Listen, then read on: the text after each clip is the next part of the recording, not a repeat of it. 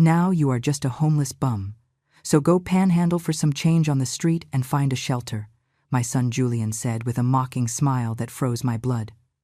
We were on the courthouse steps. I had just lost everything in a lawsuit he had orchestrated against me himself. 70 years of life, 40 of them spent building an empire from scratch, and it all crumbled in a single afternoon. The judge had given his final verdict, and I, Eleanor Vance, the woman who once controlled companies valued in the millions, now had absolutely nothing. The courthouse doors closed behind me with a dry thud that echoed like a death sentence. My hands trembled as I gripped an old, worn-out suitcase, the only thing I had left from a lifetime of work. The cold afternoon air hit my face, but it was nothing compared to the ice I felt in my chest. My son approached me with calculated steps, savoring every second of my humiliation. He was wearing an expensive suit, the kind I used to pay for when I still considered myself his mother and not his enemy. His eyes shone with a cruel triumph that tore my soul to pieces. "You should thank me that I did not leave you completely in ruins," he continued, poison in every word. "At least you have that pathetic suitcase to keep your rags in." He laughed again, and the sound drilled into my ears like broken glass. I wanted to answer him. I wanted to scream that he was not like this, that he was once my little boy, that I had loved him from the moment he was born. But the words got stuck in my throat, drowned by betrayal and pain. My lips trembled, trying to form a phrase, some defense, but only a choked sob came out, which I tried to hide by biting my lip until I tasted the metallic flavor of blood. I could not give him the satisfaction of seeing me cry. Not after everything he had done, not after betraying me in the vilest and most cowardly way possible. Julian leaned toward me, so close I could smell his expensive cologne mixed with the bitter scent of triumph. "Do you know what the best part of all this is?" he whispered with malice. "That tomorrow I am going to the county clerk to sign the deed to the house, your house, the one you loved so much, and do you know what I will do with it? I will sell it. I will turn it into cash, and you will not be able to do absolutely anything to stop it." His words were like direct blows to the heart. That house was not just a property. It was the place where I had raised my son, where I had cried my sorrows and celebrated my victories. It was my refuge, my sanctuary, and now he was going to snatch it away as if it meant nothing. "Julian, please," I managed to whisper finally, my voice broken and barely audible. "I am your mother." I extended my hand toward him, a desperate gesture looking for some sign of humanity in his eyes, but what I found was worse than indifference. I found contempt. I found hatred. I found a stranger inhabiting the body of the son I once loved with every fiber of my being. He swatted my hand away with a sharp movement, as if my simple touch contaminated him. "You stopped being my mother the day you decided to treat me like your employee instead of your son," he spat with contained rage. "My whole life, I was just a piece on your corporate chessboard. I was never enough for you. I was never what you wanted me to be." He straightened up, adjusted his tie with elegant movements, and looked at me one last time with those eyes that were once tender and now only reflected coldness. "So now, finally, I am giving you what you deserve. Nothing, absolutely nothing. Goodbye, Eleanor. I hope the homeless shelters have space for you." And without another word, he turned around and walked toward his brand new luxury car parked in front of the courthouse, leaving me standing there like a broken statue. My legs gave way, and I had to lean against the building wall to keep from falling. The tears finally flowed without control, running down my wrinkled cheeks and falling onto the cold concrete. People passed around me, some looking at me with curiosity, others with pity, the majority simply ignoring me as if I were invisible. And, in a way, I was. In a matter of hours, I had gone from being Eleanor Vance, the respected CEO, to being just another homeless old woman on the city streets. The change was so brutal, so absolute, that my mind struggled to process it. How had I reached this point? The question hammered in my brain as I dragged my suitcase down the sidewalk, aimlessly, not knowing where to go. I had built an empire from nothing. I started with a small sewing shop when I was 20 years old, working 18 hours a day, sacrificing everything, including my health and my personal life. Little by little, that shop became a factory, then a chain of stores, then an international corporation. I came to have over 1,000 employees, properties in 3 countries, bank accounts that most people could not even imagine. And I did it alone, completely alone. But now I understood that was my mistake. I was so obsessed with building, with growing, with proving to the world that a woman could reach the top, that I forgot the most important thing. I forgot to be human. I forgot to be a mother. I forgot that money and power are nothing if you do not have someone to share them with, someone who loves you for who you are and not for what you own. Julian grew up seeing an absent, cold mother who measured success in figures and contracts instead of hugs and shared time. I pushed him to be successful. I trained him to be strong, but I never taught him to love. I never showed him love. The night began to fall, and the city lights turned on one by one, creating a blanket of colors that contrasted with the darkness I felt in my soul.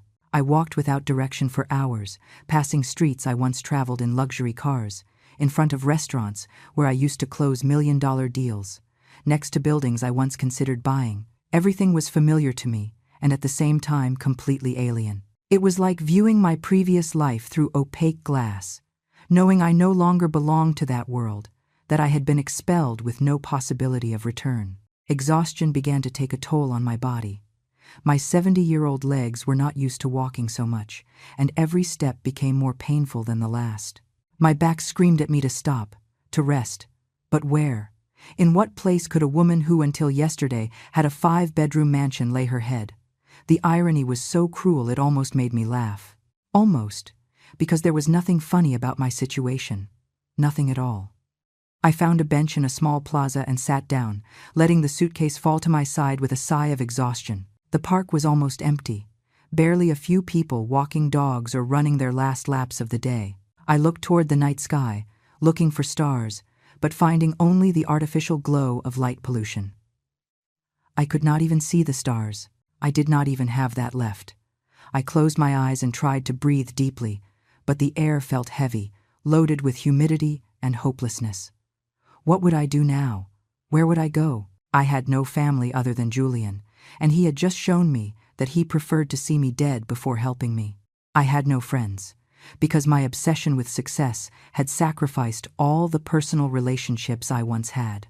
Business partners disappeared as soon as they knew I had lost my fortune. That is how this cruel world works. When you have money, everyone wants to be close. When you lose it, you become invisible. I opened the suitcase looking for something, anything that could give me a minimum of comfort. Inside there were some clothes, old worthless documents, and at the bottom, wrapped in a worn silk handkerchief, I found a photograph. It was an image from 40 years ago. I was 30. I was young, beautiful, full of ambition and determination. In the photo, I was holding Julian when he was barely a baby of a few months. He looked at me with those huge and trusting eyes, full of unconditional love. I was smiling at the camera. But even in that image, I could see the distance in my gaze. I never held him as I should have. I never hugged him enough. I was always thinking about the next business deal, the next opportunity, how to multiply my fortune. I pressed the photograph against my chest and finally let the tears flow without control. I cried for everything I had lost, but more than anything, I cried for everything I never had. For the moments with my son that I sacrificed, for the conversations we never held, for the love I never showed him in the right way. But this story did not start on the stairs of that courthouse. It did not start with Julian's betrayal, nor with my fall from grace. This story began 40 years ago, when I was a young and ambitious woman who made the biggest mistake of her life, a mistake that would haunt me for decades, and that, without knowing it then, would mark the fate of many innocent people. I was 30 years old when my small sewing shop finally began to generate real profits. I had worked tirelessly for a decade, saving every penny, reinvesting every dollar I earned. My husband had died 2 years earlier in a car accident, leaving me alone with Julian, who was then just a 2-year-old toddler. I had no time to mourn my widowhood.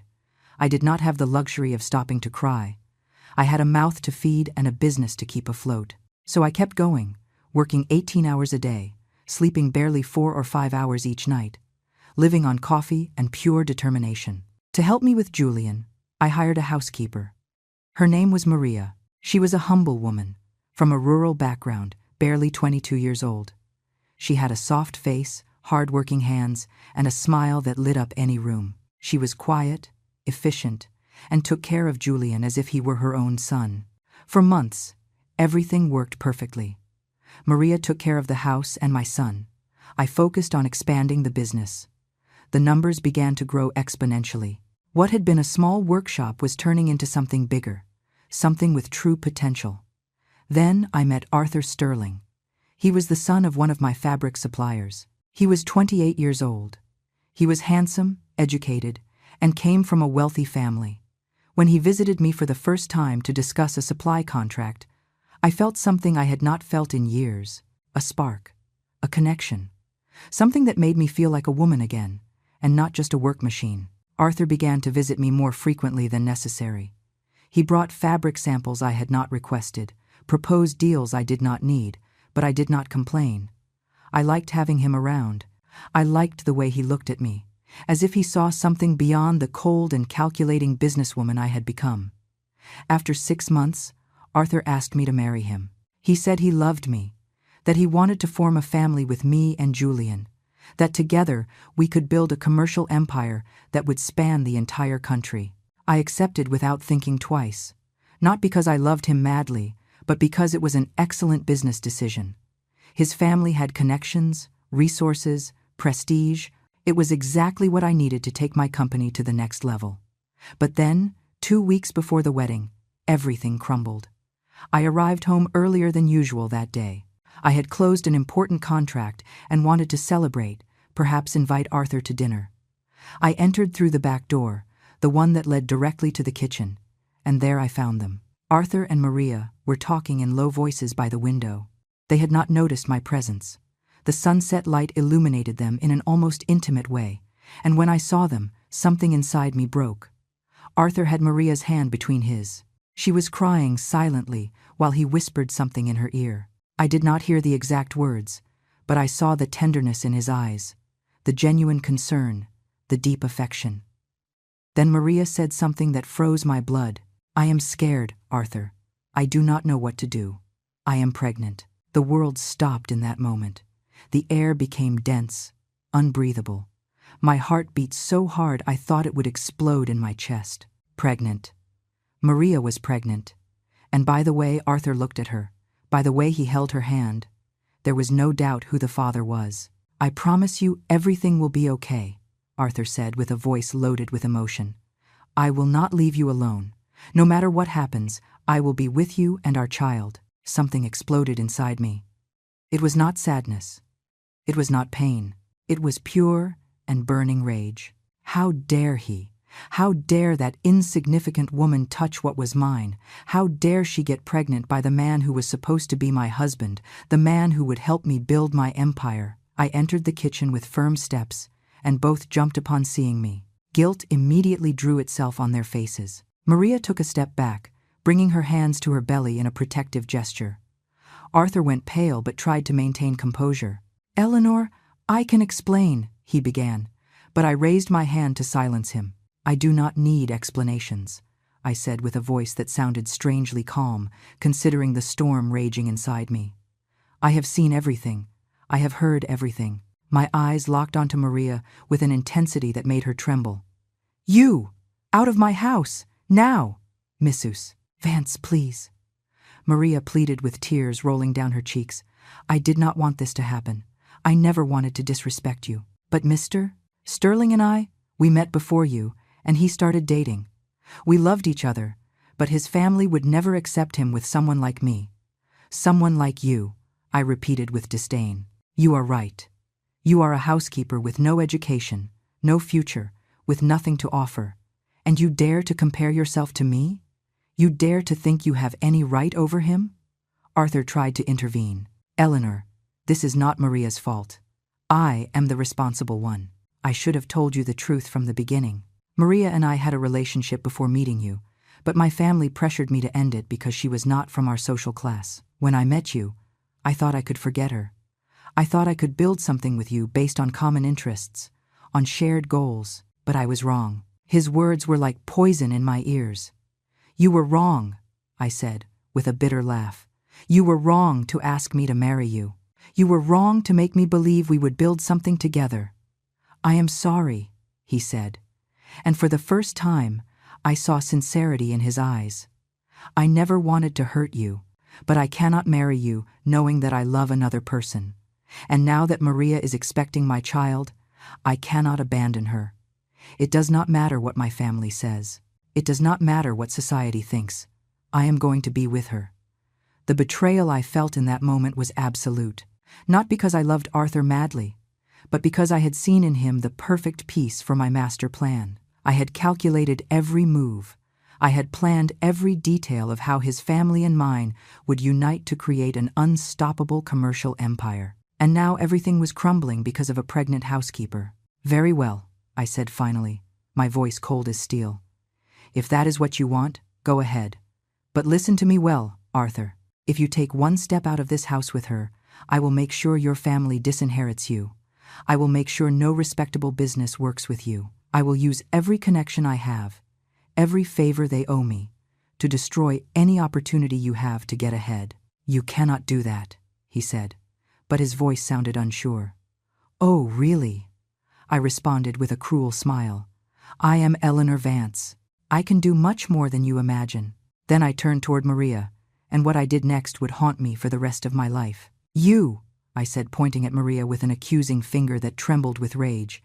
You have exactly 10 minutes to pack your things and get out of my house. And if you ever get close to Arthur again, if you ever try to contact him, I will personally ensure your life becomes a living hell. Maria looked at me with pleading eyes, her hands still protecting her belly where an innocent life grew. Mrs. Vance, please, I have nowhere to go. I have no family here. I need this job to survive. Please, have mercy. But I had no mercy in that moment. I only had wounded pride and frustrated ambition. You should have thought of that before sleeping with my fiancé. I spat the words as if they were poison. Now get out before I call the police and accuse you of theft. Believe me, I will find a way to get you arrested. Arthur took a step forward, putting himself between Maria and me. Eleanor, this is enough. You cannot threaten her like this. She is pregnant, for God's sake. She needs care, she needs a safe place to live. And what do you suggest? I faced him with crossed arms. That I keep her here, in my own house, taking care of my son while she carries yours in her belly? That every day I have to see the living reminder of your betrayal walking through my hallways? Then let me help her, Arthur begged. Let me find her a place to stay. Let me give her money so she can support herself until the baby is born. That was where I showed my true cruelty. That was where I became the monster Julian saw in me years later. If you give her a single penny, I said with an icy voice, if you help her in any way, I will do exactly what I promised. I will destroy your reputation. I will ruin your family. I will make sure your last name becomes synonymous with shame in this city. Arthur looked at me with a mixture of horror and disbelief. Who are you? What kind of person threatens a pregnant woman? The kind of person who does not let herself be humiliated. I responded without an ounce of remorse. The kind of person who protects what she has built with blood and sweat. You chose to play this game, Arthur.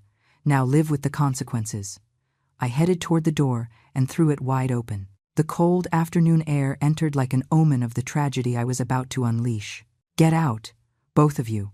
I never want to see you in my life again. Maria ran toward her small room at the back of the house, sobbing uncontrollably. Arthur looked at me one last time, his eyes full of disappointment and contempt. Someday, you will regret this, he said in a low voice. Someday you will understand the pain you are causing. I doubt it, I lied, although something deep inside me was already beginning to twist with guilt. 15 minutes later, Maria came out with a small suitcase, her eyes red from crying so much, her face pale and gaunt. She walked past me without looking at me, as if I were a monster too terrible to face. Arthur tried to follow her, but I stopped him with my final words. Remember what I told you. If you help her, if you follow her, I will destroy everything your family has built for generations. Do not think I am joking. I have the contacts and the determination to make it reality. I saw the agony on his face as he watched Maria walk away down the dark street. Alone, vulnerable, pregnant, and with nowhere to go. I saw how his hands clenched into fists, how he fought against the instinct to run after her. but my threat worked. The fear of family ruin was stronger than his love for her. He stayed there standing, motionless, watching her disappear into the distance. And I, satisfied with my cruel victory, slammed the door shut. That night I could not sleep. I told myself I had done the right thing, that I had protected my dignity, that I had defended my position. But every time I closed my eyes, I saw Maria's face, her hands protecting that belly where an innocent life grew, her tears of desperation. The next morning, Arthur appeared at my door. He was a mess, with deep dark circles under his eyes, his suit wrinkled. "I need to know she is okay," he said without preamble. "I need to know Maria is safe." "That is no longer your problem," I responded coldly. "You broke our engagement. You betrayed my trust. What happens to that woman is neither your business nor mine." "How can you be so cruel?" he asked with a broken voice.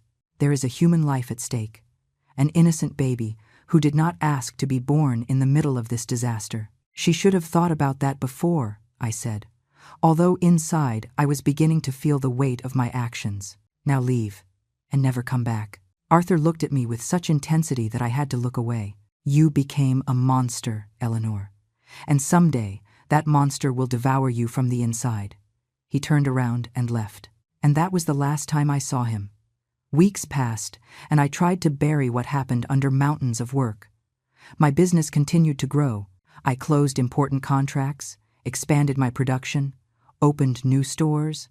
Money flowed, and success seemed unstoppable. But at night, when the silence became heavy, I thought about Maria. Where would she be?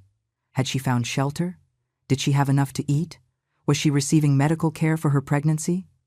The questions tormented me, but my pride was stronger than my guilt. I refused to admit I had acted wrong. 3 months later, I received news that destroyed me in ways I did not expect. Arthur had died. A sudden heart attack, they said. He was only 28. He was young and seemingly healthy, but the stress and depression he had been suffering had taken their toll. I attended his funeral dressed in black, maintaining composure, playing the role of the grieving fiancé. But inside, I knew the truth. Arthur had died of sadness. He had died because I prevented him from being with the woman he loved, because I forced him to abandon his unborn child, because I tied him down with threats and fear. During the funeral, I looked among the attendees for some sign of Maria. I thought maybe she would appear to say goodbye to the man she loved, but she was not there. There was no trace of her anywhere. After the funeral, I discreetly hired a private investigator to find her, not out of kindness, not out of a desire to help her, but out of a selfish need to know she had not died as well, so my conscience would not carry 2 destroyed lives. The investigator returned 3 weeks later with news that froze me to the bone. He had found hospital records. Maria had given birth alone in a public hospital to a healthy girl, but there were complications during the delivery, severe hemorrhaging. They did not arrive in time to save her. Maria died 2 hours after giving birth, alone in a hospital bed, with no one to hold her hand, with no one to tell her everything would be okay. The baby, a girl who carried Arthur's and Maria's genes, had survived. They called her Sophia, according to the document Maria managed to sign before dying. The girl was sent immediately to a state orphanage. With no known family, with no one to claim her, she became just another one among hundreds of abandoned children. When the investigator gave me his full report, he also handed me a letter. It was from Maria, written in shaky handwriting in her last moments of consciousness. The nurse who attended her birth had kept it, hoping someone would come looking for it someday. I opened that letter with trembling hands and read the words that would haunt me for 40 years. "Mrs. Vance, if you ever read this, I want you to know I forgave you. I understand that pain can make people act in cruel ways, but I ask you, I beg you, to take care of my daughter. She is innocent. She has no guilt for the mistakes we adults made. Her name is Sophia. She is Arthur's daughter. She has the right to know who her father was. Please, do not leave her alone in this world like you left me." I folded the letter and stored it at the bottom of my desk, in a drawer I rarely opened.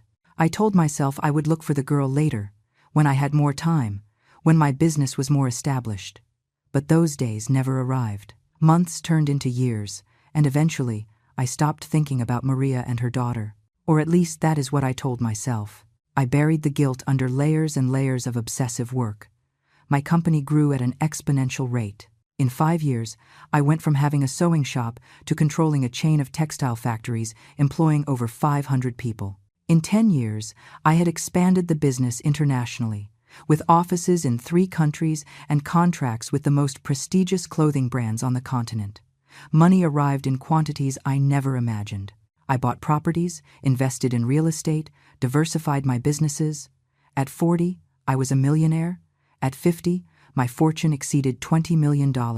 At 60, I was one of the most successful businesswomen in the region. But while my bank account grew, my relationship with Julian crumbled. My son grew up seeing a mother who was always absent, always busy, always putting business before anything else. I tried to compensate for my absence with expensive gifts, luxurious trips, the best education money could buy. But I never gave him the only thing he really needed: my time, my attention, my unconditional love. Julian became a resentful and bitter young man. At 25, he was already working in the family business, but not out of vocation, but obligation. I pushed him constantly, criticized him when he made mistakes, compared him to more successful executives. I wanted to mold him in my image, turn him into the perfect heir to my empire. But I only managed to make him hate me.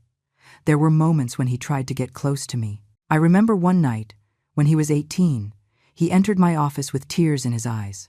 "Mom, I need to talk to you," he said with a broken voice. "I feel alone. I feel like I never really mattered to you."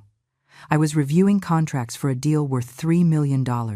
"Not now, Julian," I told him without even looking up from the documents. "This is important. We will talk tomorrow." But tomorrow never came. There was always something more urgent, something more important to attend to. And little by little, Julian stopped trying. He became cold, distant, just like me. I watched as my own behavior was reflected in him like a cruel mirror, but I did nothing to change it. The years passed in a blur of meetings, business trips, and sleepless nights reviewing financial statements. I turned 65, then 68. My health began to deteriorate. Doctors warned me about stress, about the need to slow down, but I did not listen. Work was my life, my identity, the only thing I knew how to do. Then, 2 years ago, something changed in Julian.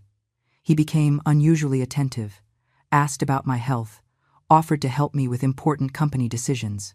I thought he had finally matured, that he finally understood the value of the legacy I was building for him. How naive I was! What I did not know was that Julian had been planning his revenge for years.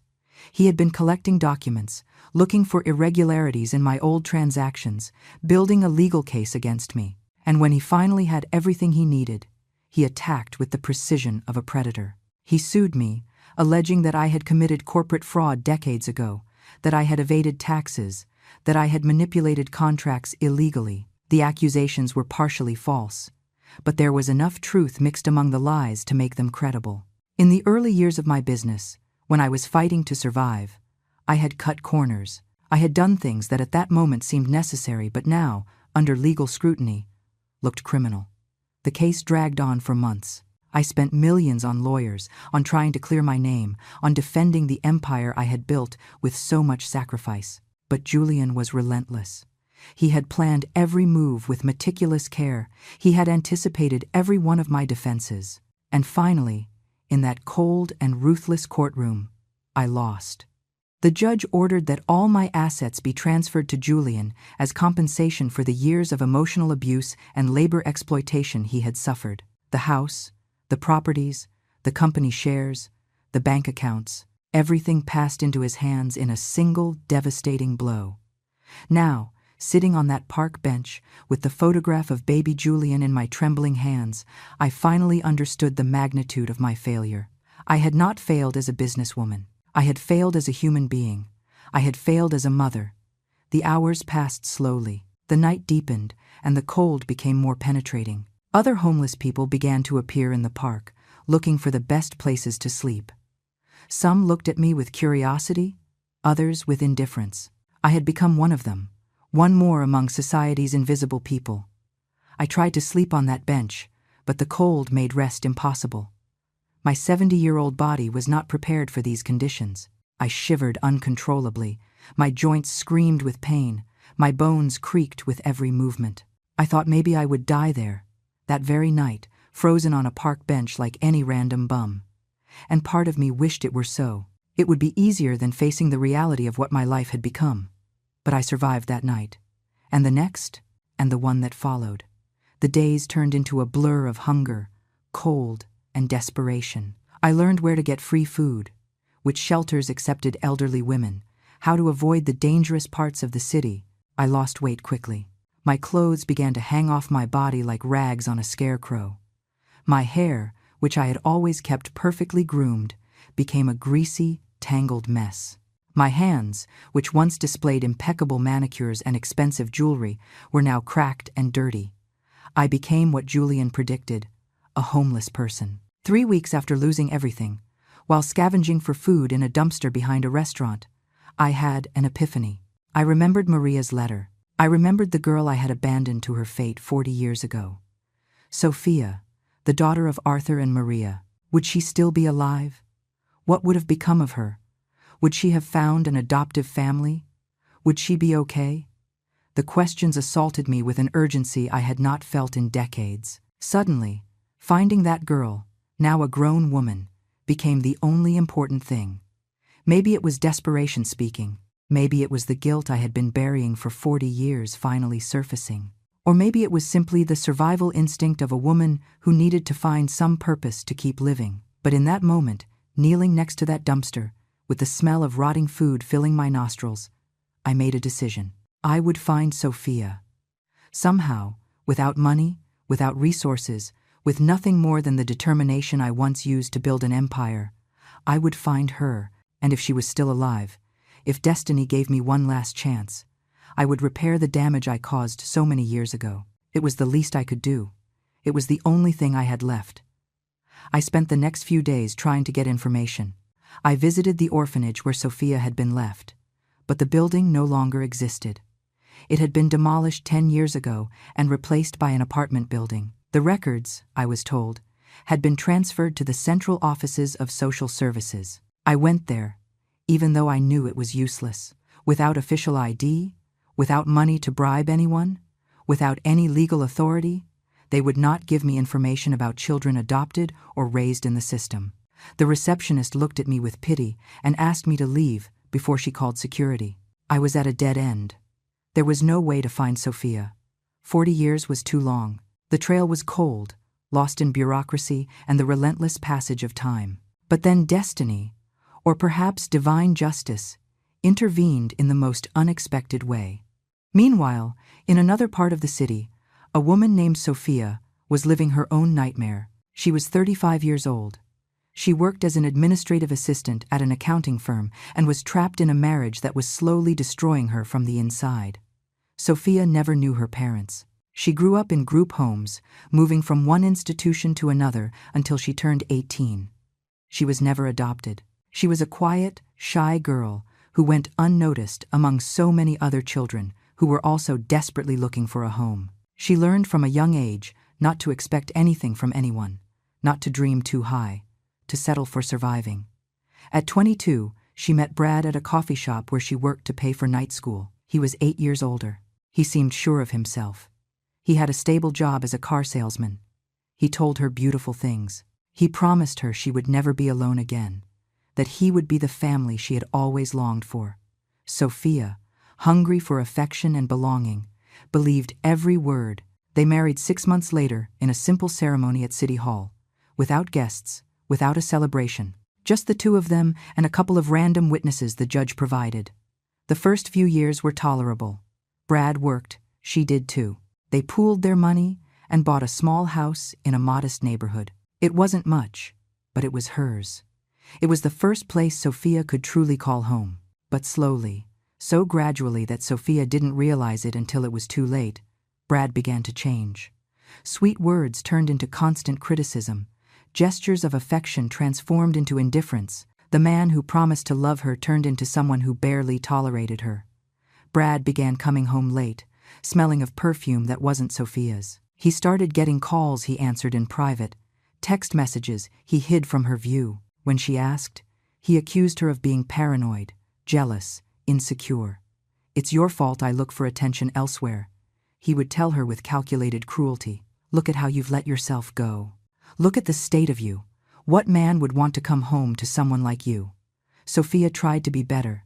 She dressed up more, cooked his favorite dishes, did everything possible to please him, but nothing was enough. Brad always found something new to complain about, something else to criticize.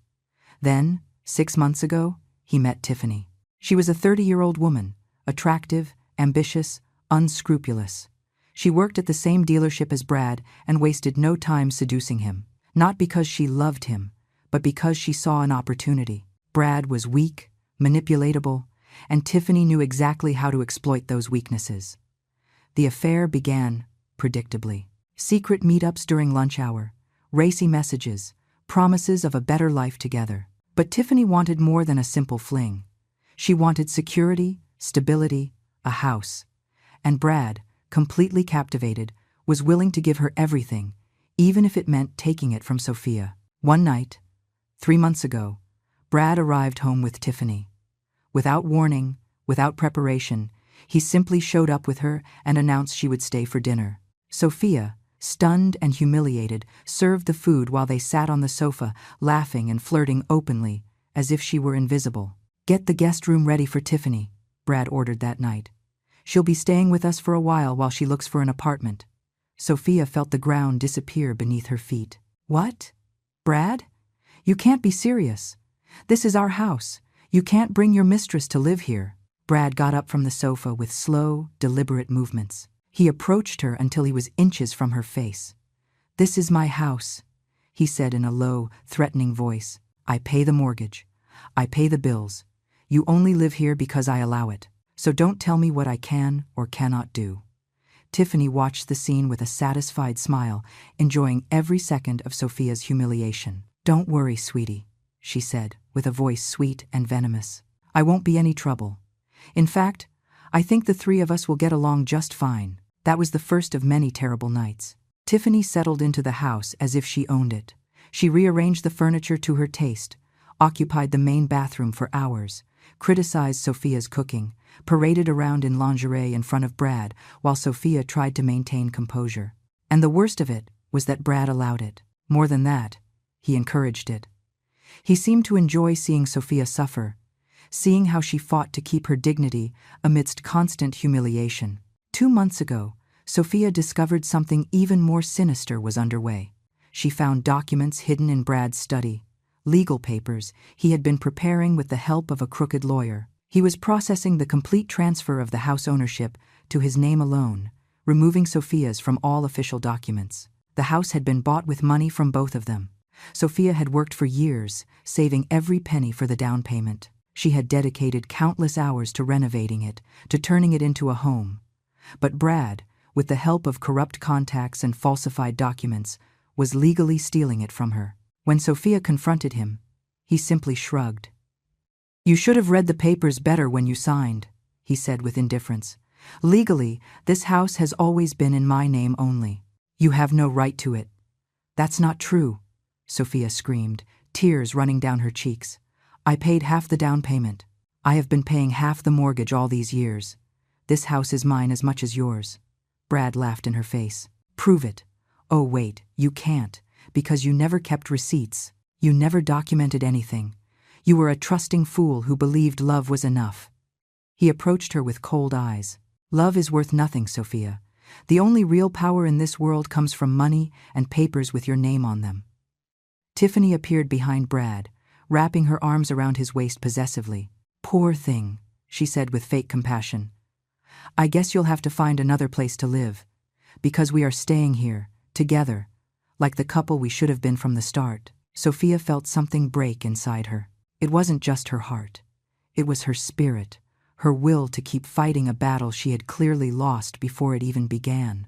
Over the next few weeks, the situation worsened exponentially. Brad and Tiffany slept together in the master bedroom, while Sophia took refuge in the small guest room. They tortured her psychologically with cruel comments, with public displays of affection, with constant reminders that she was unwanted, unloved, and had no place there. Sophia stopped eating properly. She lost weight, developed deep circles under her eyes. She started having panic attacks. Her work suffered because she couldn't concentrate. Her coworkers began to notice something was wrong, but she was too proud to admit the humiliating truth of her situation. Then came the day everything collapsed for good. It was a Saturday morning. Sophia was in the kitchen making coffee when Brad walked in with documents in his hand and a triumphant smile on his face. "I signed the papers," he announced with cruel joy. "The house is officially mine. Mine alone. And I have decided it is time for you to leave." Sophia dropped the coffee mug she was holding. It smashed against the floor into 1,000 pieces, just like her life. "You can't do this," she whispered with a broken voice. "You can't kick me out of my own house." "It's not your house," Brad corrected. "It never was, and I want you gone today. Now. Tiffany and I want privacy." Tiffany appeared in the kitchen doorway, dressed only in a robe that left little to the imagination. "I think it's for the best for everyone," she said with feigned kindness. Sophia looked at Brad with pleading eyes, searching for some trace of the man she once knew, the man who promised her she would never be alone. But that man no longer existed, if he ever really existed at all. In his place was a cruel stranger enjoying her pain. "Give me at least a few days to find a place," Sophia begged, her voice barely a whisper. "I have nowhere to go. I have no family. I have no close friends. Please, Brad, give me just a week." Brad pretended to think for a moment, bringing a finger to his chin in an exaggerated gesture of consideration. "No," he said finally with a smile. "I want you gone now. You have 1 hour to pack what you can carry and get out. If you don't, I'll call the police and have you arrested for trespassing." "But this is absurd," Sophia screamed, desperation finally transforming into rage. "I've lived here for 13 years. 13 years paying for this house with my work. You can't just erase me as if I never existed." Tiffany walked up to Brad and kissed him on the lips proactively, ensuring Sophia saw every detail. "You heard my love," she said when she pulled away. "You have 1 hour. I'll time it myself." She pulled out her cell phone and started a timer with theatrical movements. 59 minutes, 58 seconds, 57 seconds. Better hurry. Sophia ran up the stairs to the guest room where she had been sleeping. Her hands shook as she pulled an old suitcase from the closet and started throwing clothes in haphazardly. Tears fell uncontrollably, soaking the garments she tried to fold. It all seemed like a surreal nightmare from which she couldn't wake up. She tried to take some photographs, small mementos of her life, objects that had been meaningful to her, but Tiffany appeared in the bedroom doorway like a vigilant vulture. "Just your clothes," she ordered firmly.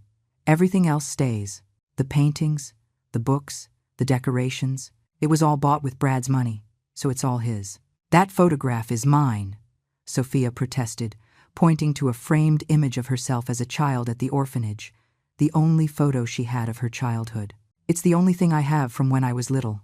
Please, let me take it." Tiffany picked up the photograph and examined it with indifference.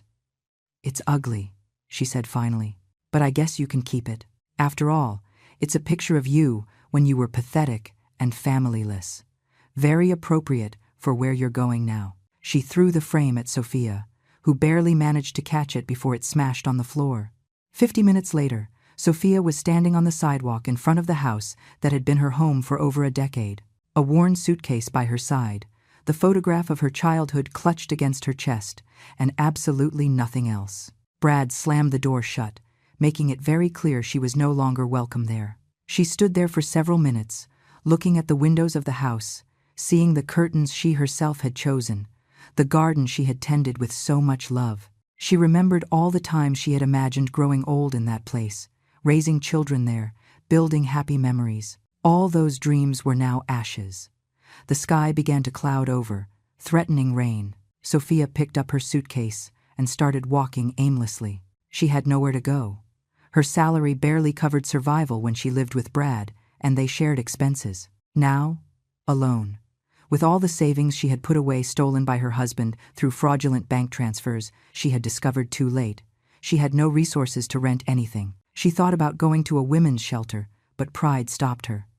She wasn't ready to publicly admit the magnitude of her failure yet. She still clung to a last thread of dignity she didn't want to let go of. She walked for hours through the city streets, dragging the suitcase that got heavier with every step. Her arms ached, her legs shook, her back screamed for rest. But there was no rest available for her. There was nowhere she could stop and feel safe. Afternoon gave way to night.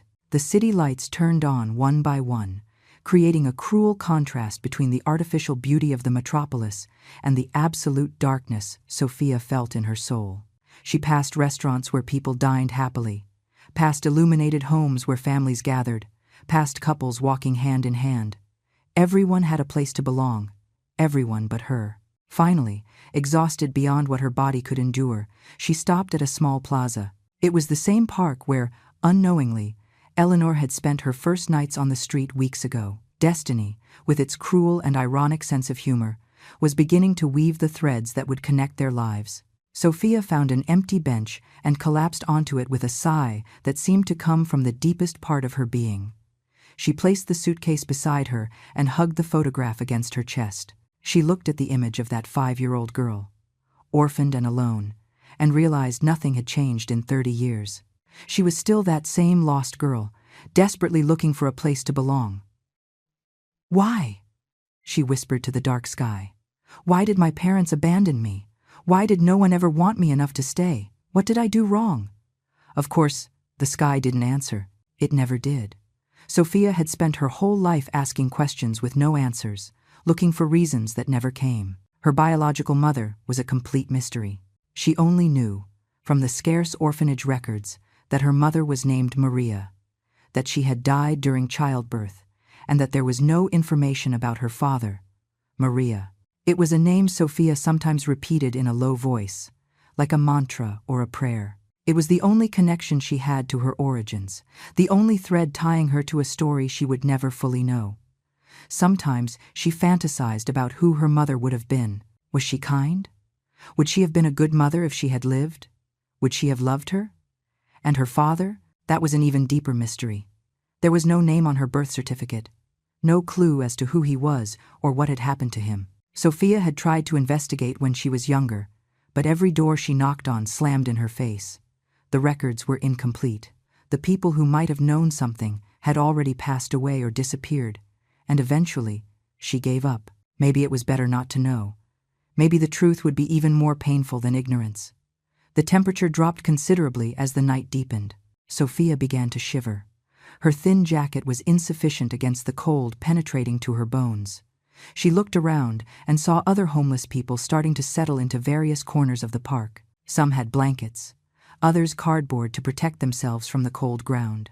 She had none of that. She opened her suitcase and pulled out 2 sweaters, putting them on one over the other in a desperate attempt to stay warm. Then she took out a towel and used it as a makeshift blanket, although it was ridiculously small to cover her whole body. She curled up in a fetal position on the bench, hugging the photograph of her childhood as if it were a protective talisman.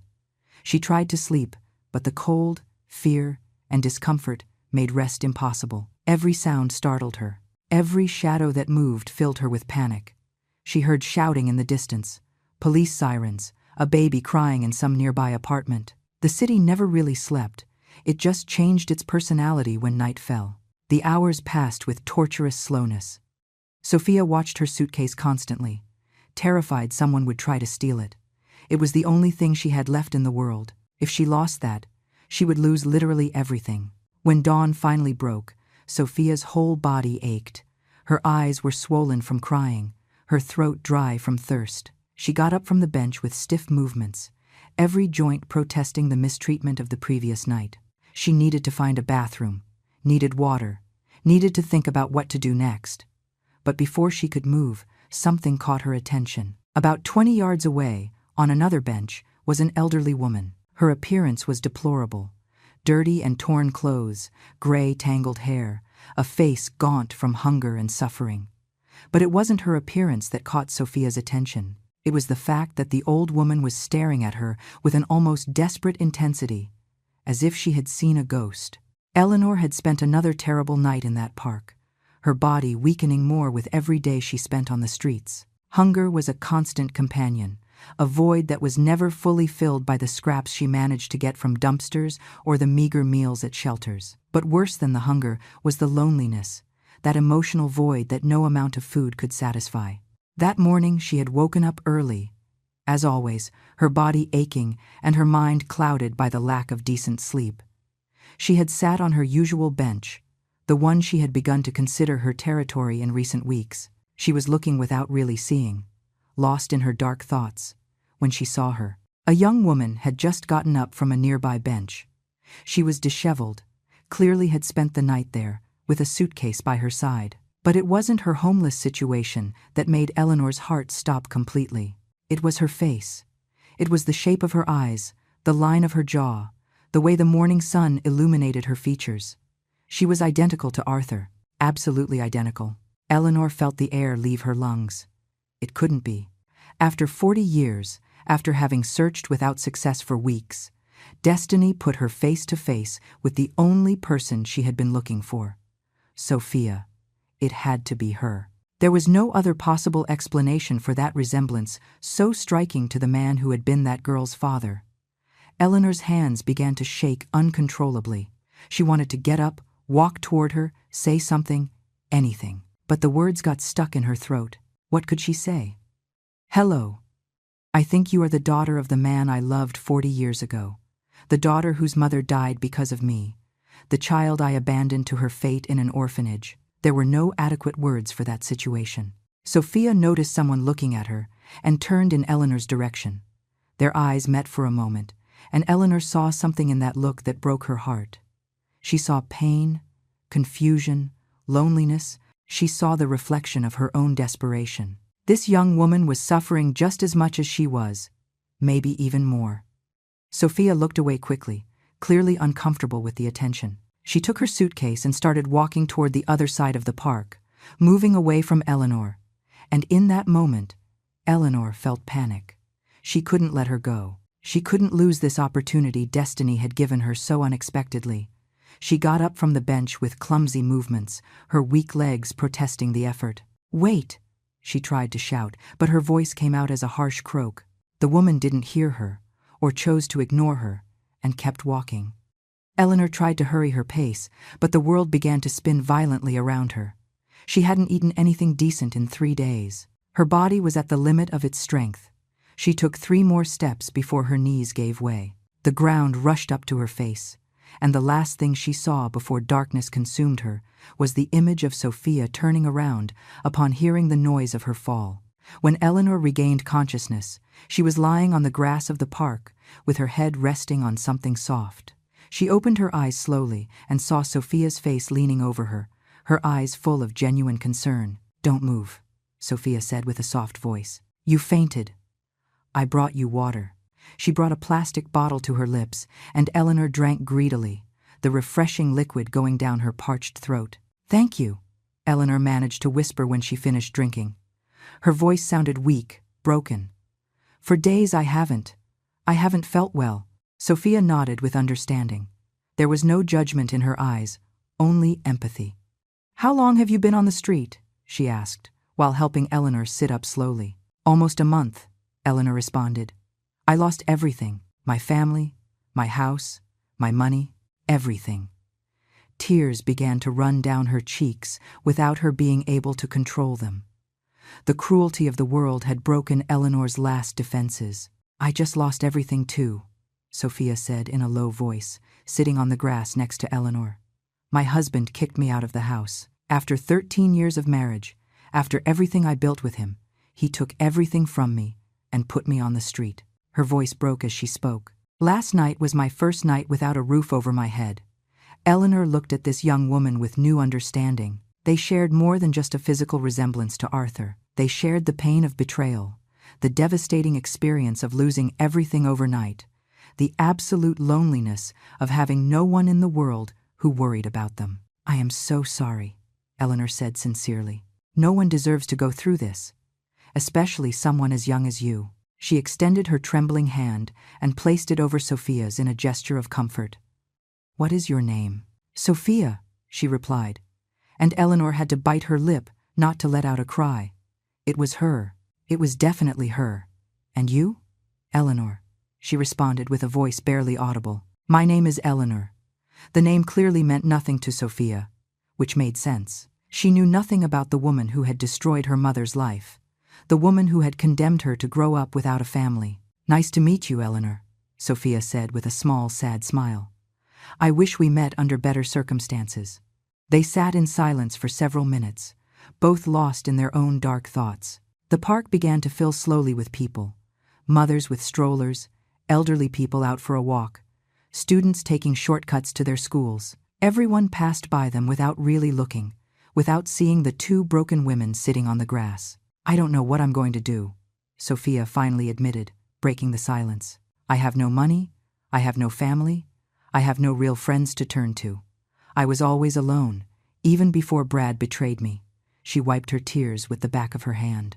Sometimes I think maybe I'm cursed, that maybe there is something inherently wrong with me that makes people unable to love me. Sophia's words were like a punch straight to Eleanor's stomach. This young, innocent woman, who had done nothing to deserve her suffering, was paying the consequences of Eleanor's cruel actions decades ago.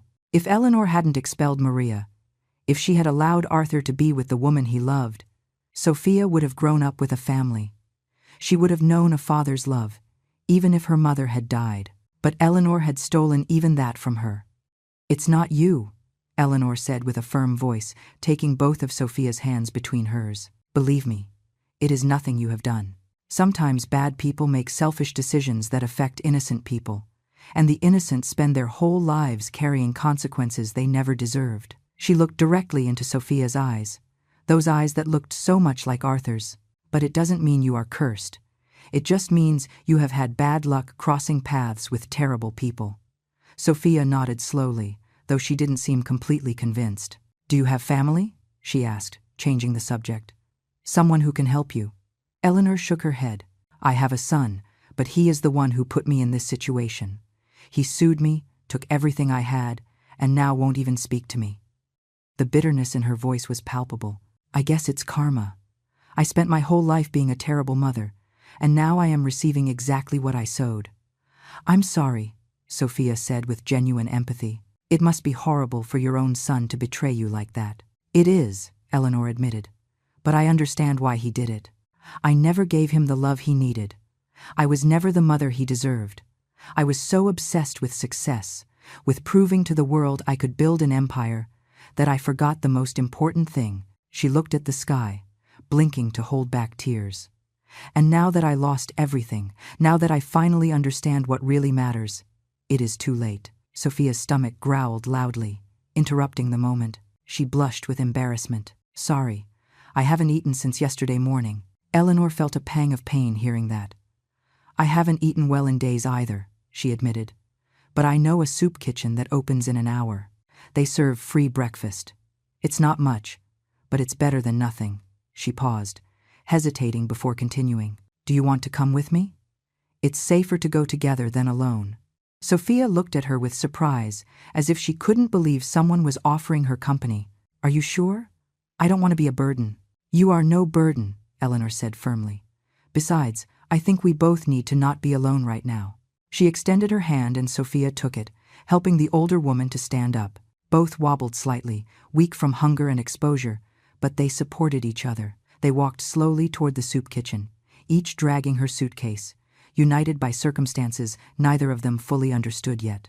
On the way, they talked about superficial things at first. The weather, the dangerous streets they should avoid, the best places to get free drinking water. But gradually, the conversation became deeper. Sophia spoke about her childhood in group homes, about the constant feeling of belonging nowhere, about how she had spent her whole life desperately looking for someone to love her enough to stay. I always wondered who my parents were, Sophia said while they waited in line at the dining hall. The only thing I know is that my mother was named Maria, and she died when I was born.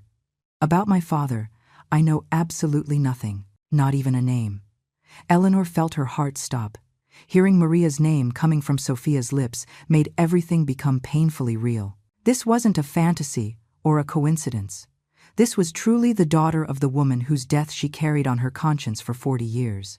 Your mother must have loved you very much, Eleanor managed to say, her voice trembling with contained emotion.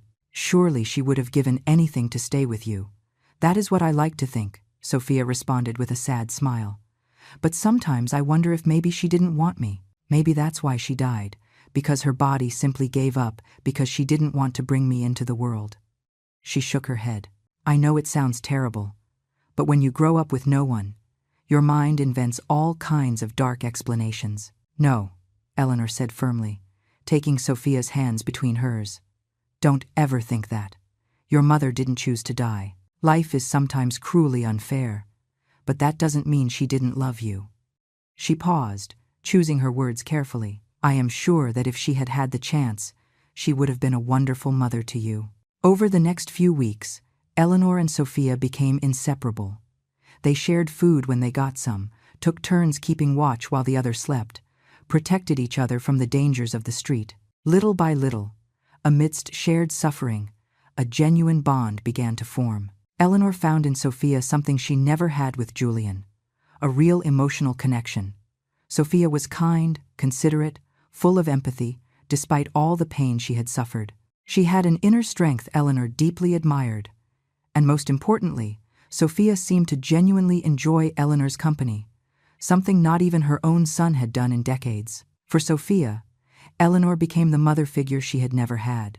The older woman advised her, protected her, comforted her when the nights became too difficult. There was a wisdom in Eleanor, the product of decades of experience, that Sophia found comforting. For the first time in her life, she didn't feel completely alone. One day, while resting at a women's shelter, Sophia shared more details about her life. Brad wasn't always bad, she said, looking out the window. Or maybe he was, and I was, too desperate for love to realize it. I grew up without a family, so when someone paid attention to me, I clung to that as if it were the most valuable thing in the world. That isn't your fault, Eleanor said softly. We all deserve love. And when we don't receive it during childhood, we seek to fill that void in ways that sometimes aren't healthy. She knew what she was talking about, although for different reasons. She had filled her void with ambition and money, neglecting the relationships that truly mattered. Have you ever regretted something so deeply it physically hurt? Sophia asked suddenly. Something you wish you could change, but no, you never can. Eleanor felt tears threatening to well up. Yes, she responded with a broken voice.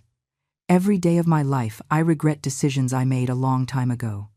Decisions that hurt innocent people in ways I can never fully repair. How do you live with that? Asked Sophia, turning to look directly at her. How do you keep going knowing you caused harm? I don't know, Eleanor admitted honestly. I suppose you keep breathing because you have no other choice, and you hope that maybe, somehow, you can do something good that compensates for even a small part of the damage you caused. She took Sophia's hand. And when the universe gives you a second chance, you do everything possible not to waste it. They spent 2 more months on the streets. Eleanor taught Sophia how to survive, how to stay safe, how to keep dignity, even in the most degrading circumstances. And Sophia took care of Eleanor when her health faltered, when exhaustion was too much, when the weight of the years threatened to crush her. One afternoon, while sitting on their usual park bench, Sophia pulled out the photograph of her childhood she had managed to save. This is the only image I have of when I was a child, she said, showing it to Eleanor. It was taken at the orphanage when I was 5. Eleanor took the photograph with trembling hands and examined it carefully. The girl in the image had Arthur's eyes, his same serious but gentle expression. The resemblance was undeniable, but there was something else in that photograph. Something written on the back Eleanor hadn't noticed before. She turned it over and saw words written in shaky handwriting. Sophia, daughter of Maria Morales and Arthur Sterling, born March 15th. May God protect you always, Arthur Sterling. There it was, the full name of the man Eleanor had loved and destroyed simultaneously. The definitive confirmation that this woman next to her was exactly who she had been looking for. Tears began to fall from Eleanor's eyes uncontrollably. Sophia was alarmed immediately. What's wrong? Are you okay? Did I say something bad? No, Eleanor managed to say between sobs. It's nothing you said. She returned the photograph with trembling hands. It's just that, seeing you like this, so young and vulnerable, Reminds me of everything I lost in my life. All the moments I wasted chasing things that didn't matter. Sophia hugged her, something she had done many times in the last few months. Eleanor clung to her as if she were a life preserver in the middle of the ocean. This hug, this comfort, was worth more than all the millions she had accumulated during her life. "You are the kindest person I have ever known," Sophia whispered against her shoulder.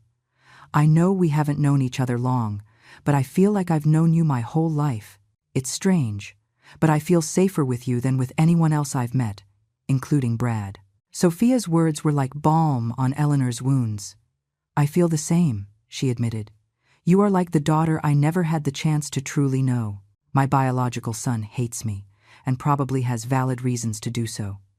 But you have shown me more love and compassion in these months than he has in his entire life." They stayed hugged for a long while, two broken souls finding comfort in each other's company, not yet knowing that blood and history connected them in ways they would soon discover. The revelation arrived in the most unexpected way. They were at the shelter one afternoon when a social worker approached Sophia with old documents they had found during a file reorganization. "These are old records from the group home where you grew up," she explained. "We thought maybe you'd want to have them." Among the papers was a sealed letter, yellowed by time, with Sophia's name written on the envelope. "This letter was left by your mother before she died," the social worker said. "It must have gotten lost in the archives all these years. I am so sorry for the delay." Sophia took the letter with trembling hands. Eleanor was beside her, feeling increasingly dizzy. She knew what was coming, knew the truth was about to explode in the most devastating way possible. Sophia opened the envelope and began reading aloud, her voice breaking with every word. "My dear Sophia, if you are reading this, it means I did not survive to raise you as I wanted. Your father was named Arthur Sterling. He was a good man who loved me deeply. We were separated because of class differences, because of a woman named Eleanor Vance, who could not stand to see him happy with me. She destroyed us with her threats and her cruelty. Arthur died of sadness months later. I died alone, bringing you into the world. But you, my love, you are innocent of all this. You are the fruit of true love. Forgive Eleanor if you ever meet her. Hate will only poison your heart as it poisoned hers." The silence that followed was deafening. Sophia looked up slowly, looking at Eleanor with a mixture of disbelief and growing horror. "You," she whispered. "You are Eleanor Vance. You are the reason I grew up without parents. You are the reason my mother died alone." Eleanor couldn't speak. Tears ran down her face as she nodded slowly, accepting the accusation because it was completely true. "I'm sorry," she managed to say finally. "I am so sorry, Sophia. I have spent 40 years regretting what I did. When I saw you in the park that day, I knew who you were, and since then, every moment I have spent with you has been a desperate attempt to repair the irreparable." Sophia stood up abruptly, backing away from Eleanor as if her simple proximity burned. "You knew all this time? All this time you knew who I was and didn't tell me anything?" Her voice rose with every word. "You let me believe I had finally found someone who cared about me, when in reality, you were the person responsible for all my misery." "It wasn't like that," Eleanor pleaded, trying to get close, but Sophia backed away. "Yes, I knew who you were, but the affection I feel for you is real. What we have shared these months is genuine. You are like the daughter I never had. Please, you have to believe me." "How can I believe anything you say?" screamed Sophia. "You destroyed my parents. Because of you, I grew up without love, without family, without knowing where I came from. And now I discover that the woman I had started to trust, the only person in the world who seemed to care what happened to me, is the same one who caused all this." Eleanor fell to her knees, sobbing uncontrollably. "You are right to hate me. You are right not to believe anything I say. But please, listen to me one more time." She looked up, her eyes red and swollen. "When I expelled your mother, when I threatened Arthur, I was a different woman. I was cruel, selfish, obsessed with success at any cost, and I spent 40 years paying for those sins. I lost my son to the same cruelty I showed your parents. I lost everything I had because karma finally caught up with me. I don't care about your suffering," Sophia said with a cold voice. "It doesn't compensate for what you did to me.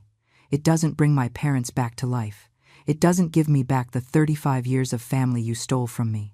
I know, admitted Eleanor. Nothing I do will compensate for the damage I caused. But there is something you need to know. With trembling hands, she pulled out of her suitcase the documents she had kept since the courthouse. When Julian took everything from me in that trial, he thought he had left me with nothing. But there is something he didn't know. She extended the papers toward Sophia, who took them with suspicion.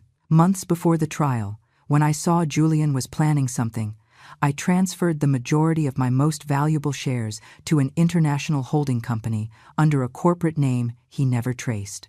They are shares of the main company, the most lucrative ones. They are worth approximately $15 million. Sophia looked at the documents without understanding. Why are you telling me this? Because they are yours, Eleanor said firmly. I have been waiting for the right moment to transfer them to your name. They are the inheritance your father could never leave you. It is the future your mother wanted to give you, and it is the least I can do to repair a fraction of the damage I caused. I don't want your blood money, said Sophia, throwing the papers on the ground. It is not my money, Eleanor corrected. It is Arthur's legacy. He was the son of a wealthy family. If he had lived, if I hadn't destroyed him, you would have inherited a fortune. This is just a fraction of what belongs to you by right. She stood up slowly, every movement showing her age and weakness. Accept it or not, the papers are already in the process of transfer to your name. You will find a letter in my suitcase with the complete instructions. A lawyer will contact you soon. Sophia looked at her with eyes full of tears. Why? Why do this now? Because your mother asked me to in her letter 40 years ago, responded Eleanor. She begged me to take care of you, and I failed for 40 years. But now, even if you hate me, even if you never forgive me, I can make sure you at least have financial security, that you never again have to sleep on the streets, that never again can a man like Brad take everything from you. The following days were the hardest. Sophia distanced herself from Eleanor, processing the devastating revelation. Eleanor respected her space, although every moment away from her was agony. She had found the only person in the world she cared about, only to lose her upon learning the truth. 2 weeks later, Sophia returned to the shelter where she knew she would find Eleanor. The old woman was sitting alone, more gaunt than ever, clearly hadn't been eating. When she saw Sophia, her eyes lit up with painful hope. I read my mother's letter over and over, Sophia began without preamble, and the last line keeps resonating in my mind. She said to forgive you. That hate would only poison my heart. She paused. I don't know if I can forgive you completely. What you did was unforgivable, but I can't hate you either, because these months with you were the first in my life where I really felt loved. Eleanor began to cry silently. Sophia continued, I will accept the money, but on one condition, that you come live with me, not as my benefactor, but as my family, because although it hurts me to admit it, that is what we are now. Broken, imperfect family, built on ruins and regret, but family nonetheless. A month later, Sophia signed the papers making her a millionaire. She bought a cozy house in a quiet neighborhood, 2 bedrooms, a small garden, a place to heal. Eleanor moved in with her, and although the first weeks were awkward, filled with heavy silences and difficult conversations, they gradually found a rhythm. Eleanor told her everything about Arthur, every detail she remembered. Sophia listened with hunger, absorbing information about the father she never knew. And little by little, forgiveness began to bloom where there had only been pain. As for the villains, karma took care of them without Eleanor or Sophia lifting a finger. Julian discovered too late that the house and properties he won were loaded with hidden debts. He lost everything trying to pay them off and ended up poorer than when he started, abandoned by his wife who was only interested in his money. Brad and Tiffany discovered the stolen house had serious legal issues. Brad was investigated for fraud and lost his job. Tiffany left him immediately. He ended up alone, ruined, living exactly the life he had imposed on Sophia. 3 months later, Sophia discovered she was pregnant. She had conceived just before Brad kicked her out. When she gave the news to Eleanor, the old woman cried with joy. A new generation, she whispered. A chance to get it right this time. When the baby was born, a beautiful girl with Arthur's eyes, they named her Maria, and Eleanor, holding her granddaughter in her arms, finally felt the circle had closed. The pain she caused 40 years ago would never disappear completely, but at least now there was something beautiful growing from those ashes. They lived together in peace, grandmother and mother, raising little Maria with all the love the previous generations never received. And although the past remained painful, the present was theirs to build something better.